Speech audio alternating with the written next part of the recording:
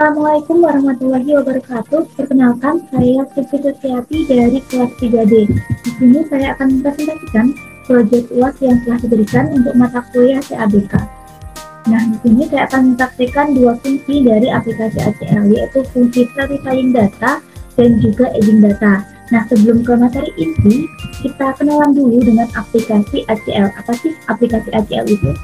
Jadi, aplikasi ACL atau Audit Command Language itu merupakan aplikasi yang digunakan perusahaan dalam membantu menyiapkan serta menghasilkan laporan audit. Bagaimana caranya?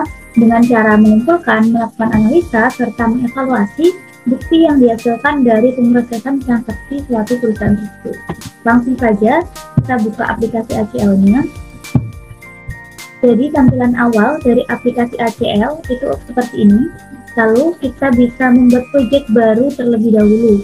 Kita klik file pada pojok kiri atas, lalu klik new, lalu kita klik project, lalu kita kasih nama proyeknya.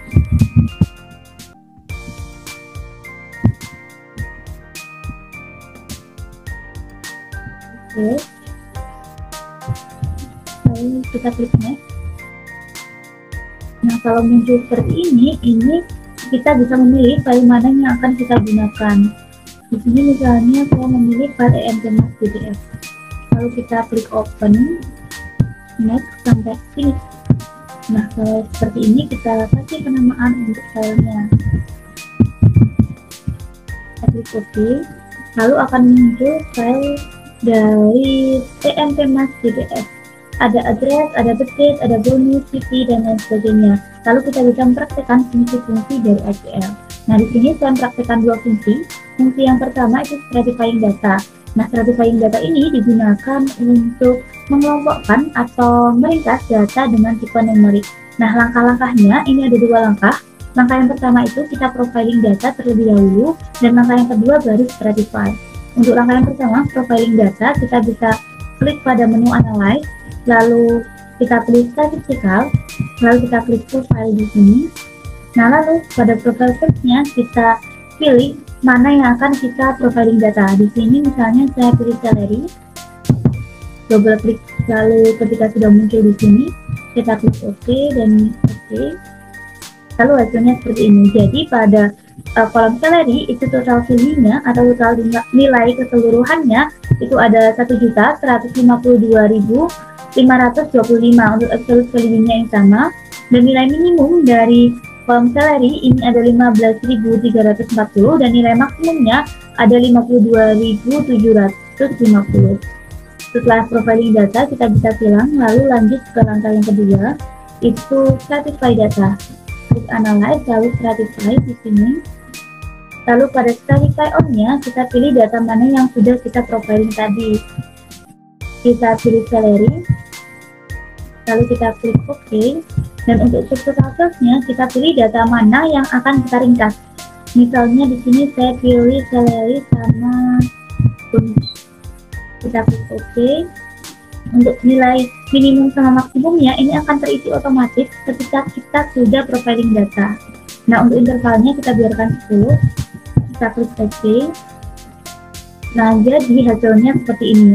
Salary itu dengan nilai minimum 15.340 dan maksimumnya 52.750 terbagi menjadi 10 interval atau 10 kelas. Di sini 1, 2, 3, 4, 5, 6, 7, 8, 9, 10 ada 10 kelas. Nah, untuk kelas yang pertama ada 15.340 sampai dengan 19.080,99.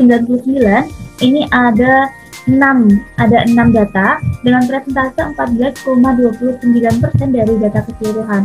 Lalu untuk nilai dari 6 data ini, salary-nya totalnya itu ada 100.410, lalu untuk total bonusnya 2.000. Sedangkan present of sales-nya ini 8,71%. Ini merupakan presentase dari nilai salary ini. Presentase ini dari keseluruhannya. Keseluruhannya ada 1.152.525. Hasilnya seperti ini. Jadi datanya itu bisa kita ringkas atau kita kelompokkan. Nah, ini tadi kan misal menggunakan interval Q, lalu misal kita klik free yang tadi, ini hasilnya bagaimana? Coba kita praktikkan. Kita klik analyze, lalu stratify, stratify on-nya sama, kita pilih salary. Untuk prosesnya sama saja, kita pilih salary sama bonus.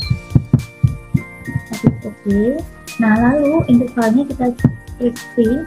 Di sini kita tulis baru misalnya 15.000 dan maksimum kita klik 50.000. Jadi nanti kita bisa menentukan maksimumnya.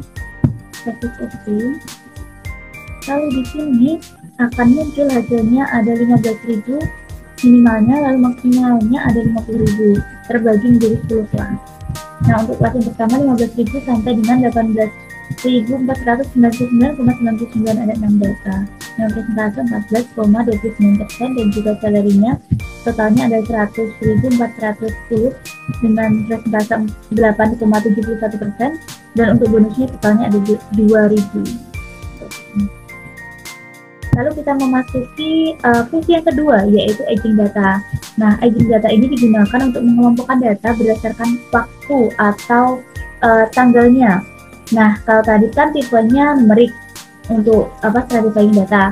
Lalu kalau aging data ini tipenya date atau tanggal.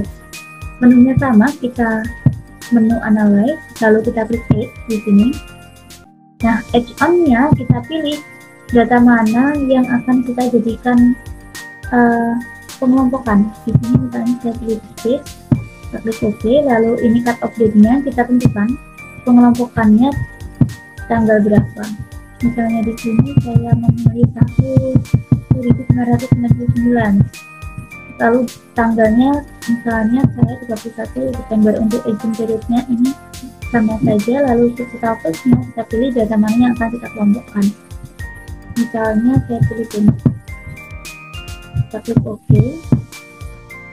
lalu klik OK di sini. Nah, hasilnya seperti ini. Jadi data dengan 0 sampai 29 hari sebelum tanggal 31 Desember tahun 99 ini ada 0 data, jadi 0%. Lalu untuk pada antara 120 sampai dengan 10.000 hari sebelum tanggal 31 Desember tahun 99 ini ada 4 data atau dengan persentase 9,52%. Lalu untuk total bonusnya 4 data ini ada 2.100 atau persentase 9,09%. Jadi digunakan untuk mengelompokkan berdasarkan tanggal.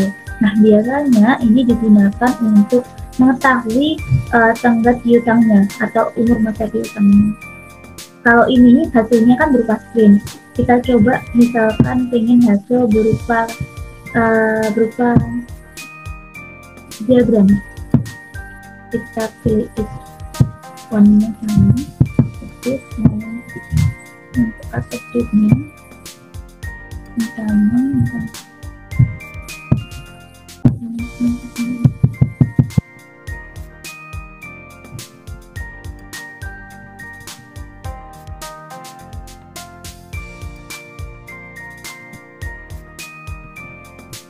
untuk itu outputnya kita pilih sama bonus saja, kita klik OK.